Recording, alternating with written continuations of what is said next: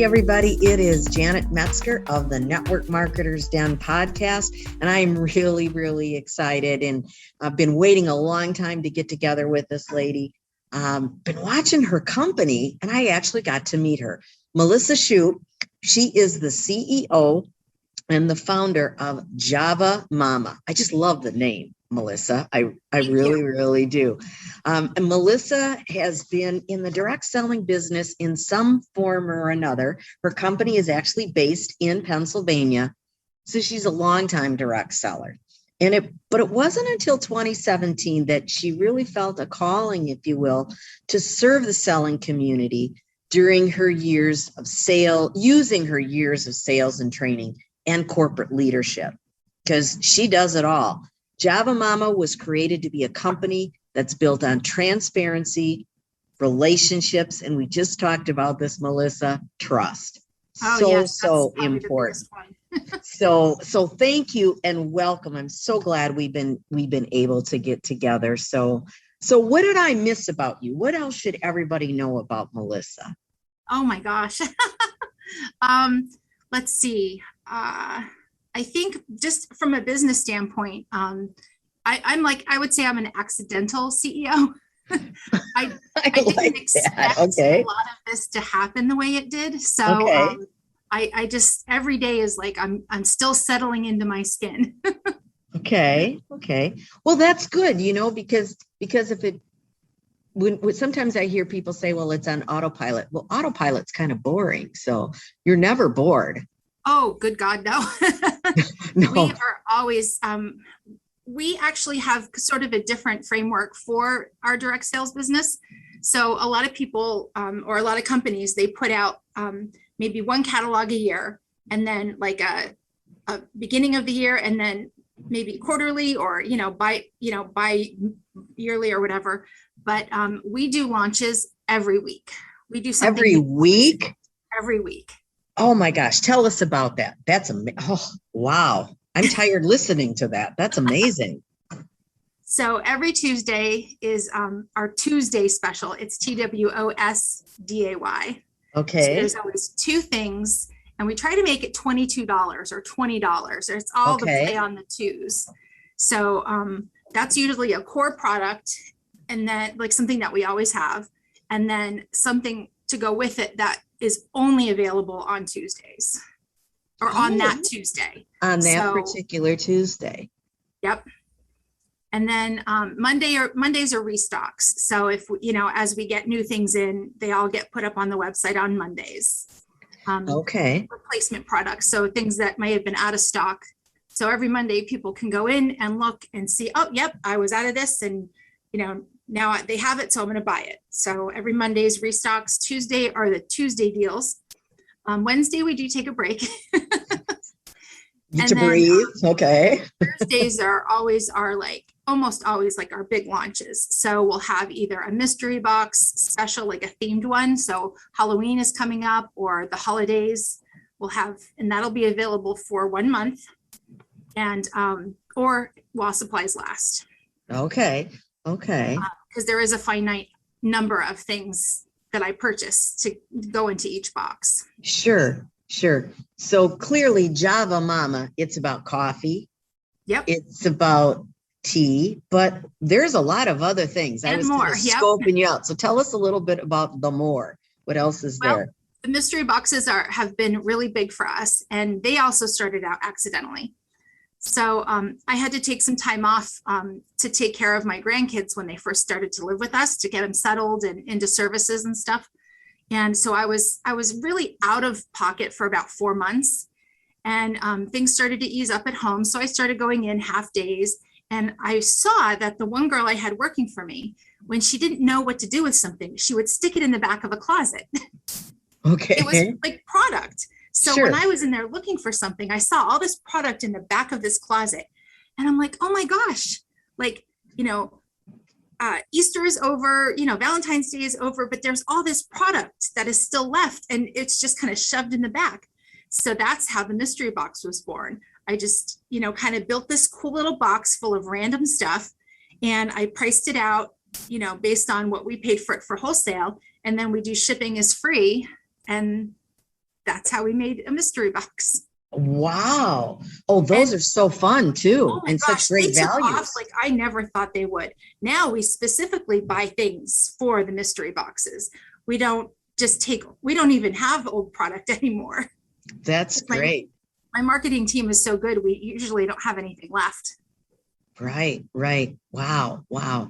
So, okay. So it's not just coffee, it's not just tea, it's mugs and all kinds of different things. We have mug of the month that starts at the beginning of every month, and it's a themed month, or it's a themed mug.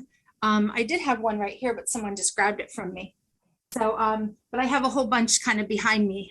Okay, They okay. all have different sayings. So every month, 12 mugs a year. It's a different color, it's a different style, it has different sayings on it. Most of them are coffee and funny sayings. Sure, sure. Well, and we just celebrated National Coffee Month, Coffee Day. Oh, yeah. So, I mean, that must have been a big deal with you guys. So, Oh, well, it was. that is so cool. That is so cool. And, for a direct seller, it's a perfect fit because I always say the best kind of direct sales you can be in is in a consumable.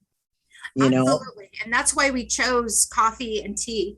And it just started out as coffee and tea. And when I was putting everything, I typed everything in the website myself, as before we really launched. And actually, today is our 4-year anniversary. Oh, wow. Congratulations. That's amazing. So that's pretty funny. Yep. October 1st is a big day. That's when we launched the website, and then we took consultants a week later. Okay. Okay. And you've had, so it's only 4 years, and the growth that you have when you shared this with me, because I think people need to hear the journey of why you decided to do this. But let me tell you where the company's sitting right now. This blew me away. You started out with 1,000 square foot office, kind of sort of warehouse, to a now, listen to this, 25,000 square foot warehouse. That's humongous. You've grown by 400%. Yes. So let's give everybody the short version of your journey of how you went from 1,000 square feet to 25,000 square feet. To how many consultants do you have now? Or over 3,000. Over 3,000. Okay. In 4 short years. Clearly you had a vision. So tell us a little bit about that journey. Well, it started like I was just ending LuLaRoe, but my husband and I weren't really sure what we were going to do.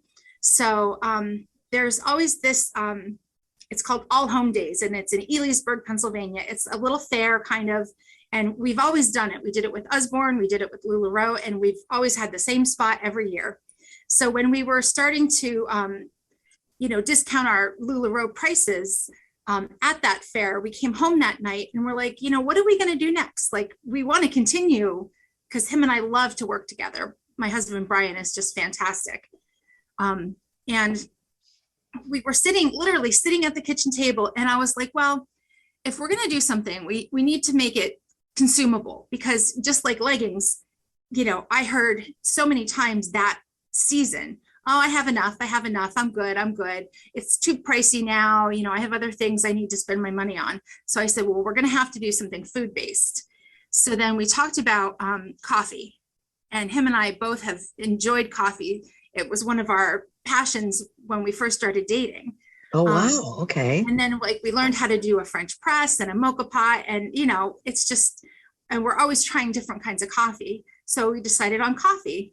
And then that night we built out, and then he was like, oh, okay. So he grabs a legal pad and he starts looking up the prices of coffee, like green coffee, so it could get roasted. And I'm like, well, you're too far ahead of me. Like, we just need to have someone drop ship it to us. So I found someone that could do that. And then he got down all the pricing and how much we needed to make to cover expenses and rent if we rented a place. And then by the end of the night, we had our 3-tier leader plan, a P&P almost done. Wow. In one day. It was like 1 a.m. and we were buzzing. Like, we didn't even have any coffee, but we were so excited. That's amazing. That is amazing. And here you are today. I just think that is so great. But the thing that I'm feeling and hearing in between the lines is that you pick something that you were passionate about.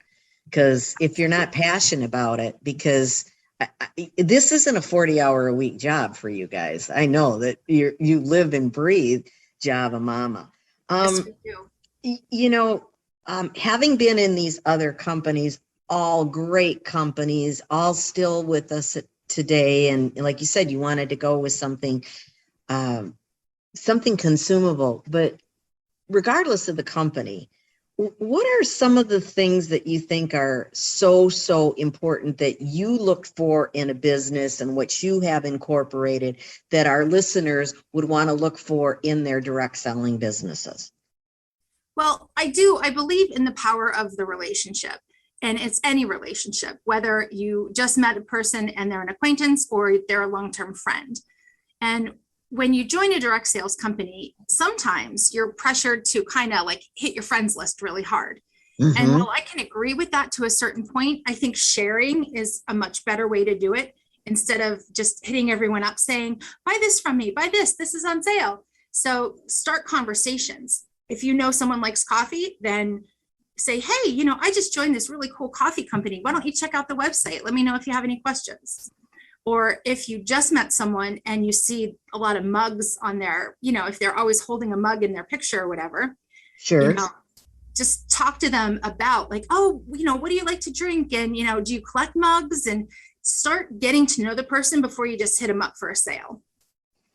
Absolutely. Absolutely. And what I'm hearing from you is you just have to be aware of all of the other things and not go right to selling, if you will, because the fact of the matter is that people purchase from people that they know, they have a relationship, but you also had a big word that was so important to you. Can you talk a little bit about trust, how important trust is to you?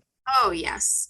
And, as you bond with someone, whether it's over coffee or tea, or even just the love of direct sales, that bond will begin your relationship and it'll flourish it if you respect it.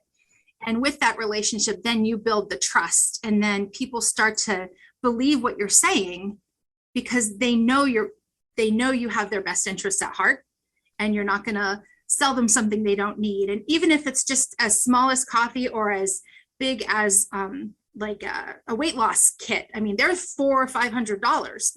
I mean, you really have to know the person that you're purchasing from if you're going to drop $400 or $500 on something that could be life-changing. So that trust aspect is really important, because I know I wouldn't just give someone $500 and, would they ever contact me again? Are they going to support me in my health journey? But you know that before you put down that money. And same with even if something is, $15 bag of coffee, you know that it's been fresh roasted to order, and it's been packaged a day before it got sent to you. So, but people aren't going to believe that if they don't actually have something going on with you, if they don't have even a small relationship. Absolutely. And the thing about trust, as we talked about it, it's not flip a switch. It takes time to build that trust, but it doesn't take very long to lose that trust either. Oh, absolutely. And I know that with the shipping problems we had last year with just, the post office and how kind of slow they were. Well, we just got notification today that it's going to be just as bad, if not worse, as last year. Right. So, and what stinks is that comes back on us, and that hurts the trust of our customers and our consultants. So we're going to start having the conversation very early on about expectations and shipping, because I would rather exceed someone's expectations and tell them it's going to take 10 days than tell them, oh, it'll be 4. Yeah, and it takes 10. Absolutely. Not trust me anymore. I've always said under commit and over deliver. I think that's really, really important. And for our listeners, as you are in your business, it's kind of the same way. You need to let them know ahead of time, because it does not matter what the company is. There are going to be challenges in Q4, and that's always our biggest time. So, one of the things that really attracted me to wanting to talk with you. And, again, I don't want to say it in a bad way, but we kind of stalked each other a little bit and, learned a lot. But one of the things about your company that really jumped out at me that I think is so, so important is that you are a member, that Java Mama is a member of the Direct Selling Association. Because right now there are so many companies out there. Many are outstanding companies, but tell us a little bit about, why you're a member of Direct Selling, the Direct Selling Association, and what that means, and why people want to be with companies that are in the Direct Selling Association. The first company I sold for was Usborne Books and More, and they were a proud member, and they still are, of the Direct Selling Association.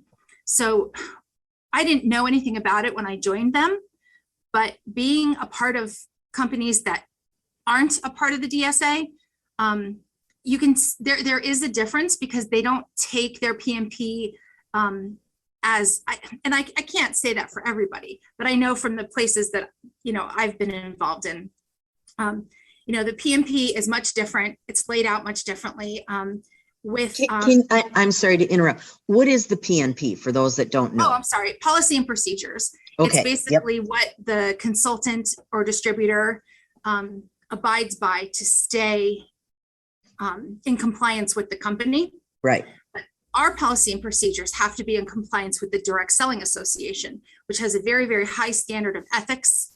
And we have to report on everything, complaints, the whole gamut. You have to answer to a higher power than just me, the CEO. And I think that's a really good check and balance. And then whenever we want to change anything, I actually, I think he's moved on, but there was a lawyer at the DSA that was very, very kind to us in our very early days. And he helped me write our first PNP, so it was compliant. Right. That's so, so important. And I'll tell you why, you might be thinking, well, I don't need to know about the Direct Selling Association. We all know, I've never talked to a direct seller or network marketer that hasn't had this said to him. Well, that's one of those pyramid schemes. And when you can proudly say that you're a member of the Direct Selling Association, and I do know that level of compliance, it's not an easy thing to get. So again, there's that trust factor. So I congratulate you and the company because that is not an easy thing to do. I know how difficult that was one of the first things I told my husband that we had to budget for, was to be a part of that. Because that's how important it was to me from the very beginning. Good for you. That is amazing. So if I was a brand new direct seller or somebody that's been in the business a long time, what would you say are one or two or even three strategies that they could use to build their business that would ensure their success? I do think that just starting with the relationship, I can't say it enough, and respecting any relationship that you have first and foremost, and sales comes second. And if you're respecting that, the sales are going to come faster if you're respecting the relationship you have with each person on an individual basis. So that's what, like I said, that's where that bond begins. And then the sale can happen. It can happen naturally, or it can just be like, oh, hey, you like this and I sell this.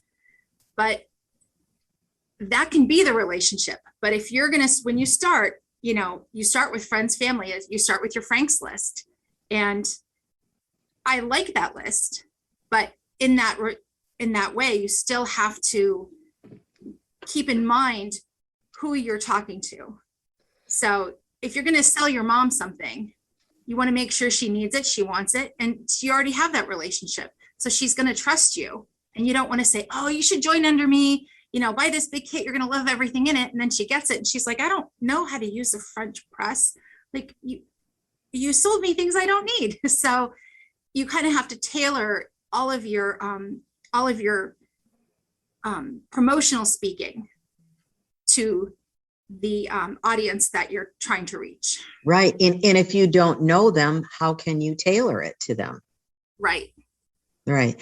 Okay. You said a word. I love this. I know it, but Frank's list. What is a Frank's list? It is friends, relatives, acquaintances, neighbors, and kids.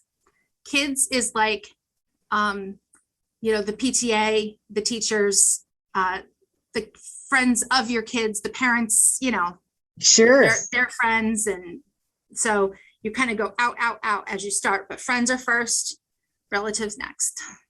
Absolutely. I love that. I love that. And when it comes to bringing people on board on your team, and I didn't put this in our, as we did our pre questionnaire. What would you say? What advice would you give to somebody about wanting to build a team? Who they would want to put on their team, or just building a team in general? I think your best customers are your best teammates because they're easier to convert. Well, you're already purchasing all of this. What about 20% off? Right. Buy the Right. small kit, put what you want in it, and now you have 20% off for life. Right. And share it with others. But you're right. Absolutely. You have to be a product of the product. Not Yes. saying you have to love everything, but you have to be a product of the product. So now I'm going to go a little rogue here. You didn't know about this one. What do you like to do when you aren't working? I don't know when that is, but what do you like to do when you're not working? My husband and I like to spend time together when we can. He likes to do outside work, so I will watch him. That's a great help him relationship. Pick out, trees or plants or whatever. But what we really like to do as a family, because we have a very large family, we have a summer cottage in Lake Cayuga in Hammondsport, New York. Okay. On the Finger Lakes. So we go there, and now we only got to go there twice this summer, but we get like 8 weeks to go if we want, because we share it with my sister-in-law, my mother-in-law, and my other sister-in-law. Okay. So we all get like in February we start, and we just pick the weeks, and we kind of go round robin. Okay. Guilty pleasure. What's Chocolate. your guilty? Chocolate. Oh, I agree. A king size Hershey bar any day of the week. How close are you to Hershey, Pennsylvania? Are you pretty close? Oh yeah, an hour and a half. Okay. Yeah, that's I'm pretty like close. an hour and a half from everything, except Pittsburgh. Except Pittsburgh. Okay, that's a good 3 number. hours. Okay, then I have to know this, and this is probably going to be a really tough question for you because I am a coffee drinker, and I am excited to try some of yours. If I made you tell me right now what's your favorite coffee that you guys offer, what would it be? Volcanic Moon. Okay. I saw some pumpkin spice. It's October, so the pumpkin spice. So okay. Oh yeah, all of Volcanic our Moon flavors are out. Okay. I used to love flavored coffee, and now if we get it, we'll if I bring some home, we'll cut it half and half. Okay. I'm like a purist now. What a coffee snob, if you will. A little bit. There's nothing wrong with that. I bring my own pour overs and coffee whenever I have to stay at a hotel, because the hotel coffee is so bad. Oh, it's bad. It is bad. It truly is bad. I agree 100%. 100%. So, well, Melissa, I've never been excited about coffee until I met you. I drink my coffee every morning. I grew up as a real young kid. I was drinking coffee literally when I was 4 years old, because my mom was born in Italy, so we drank coffee. So it's in my blood, if you will. But I'm excited to try, and I am going to try Volcanic Moon.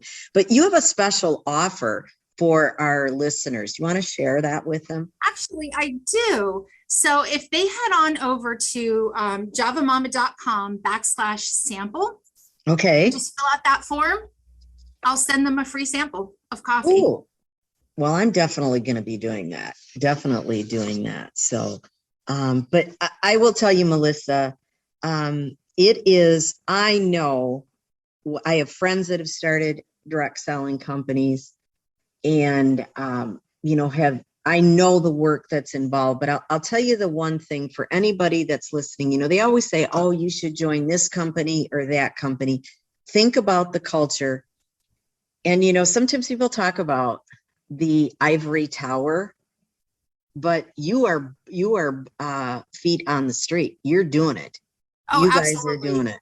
I mean, my husband he roasted the coffee and everything for a long, long time until we turned it over to a couple other people. Now we have 3 roasters and then Brian, he's the top, and he makes sure they're doing it right. And so he'll come and he'll grab a bag off the shelf, he'll open it and he'll be like, yep, that looks good. Or, whoa, wait a second, that's too late. Who's doing that? And we'll find out, and he'll retrain them the way it needs to be.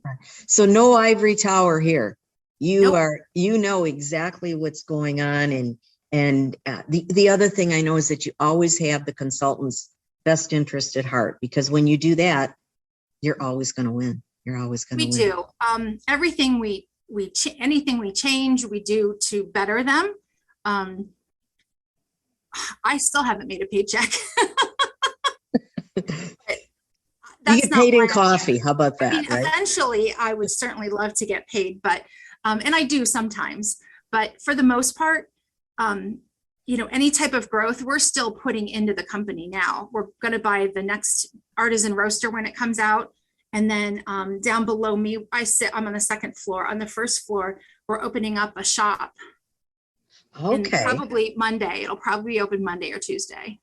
So, wow, you've got so much going on. No wonder it was so hard to nail you down to do our interview. Well, the internet wasn't helpful either. The Right. internet went out last week. Yeah, but you control the controllables. But well, again, I want to thank our special guest, Melissa Shoop, who is the CEO of Java Mama. You can refer to our show notes, and you'll have all the information about the company, about Melissa, how to reach out to her, and of course, how to get that free sample. And I know you're getting ready to be crazy busy with the holidays, but as far as I'm concerned, I drink coffee every single day. Does not matter how warm or how cold. So I'm looking forward to getting my sample, and I'm going to try that volcanic moon too. That's the one I'm going to give a shot. Thank you for having me. I appreciate it so much. Well, thank you so much. And I want to thank Melissa, and I want to thank our listeners of the Network Marketers Den, and we will see you in the next episode. Take care, everyone, and we'll talk real soon.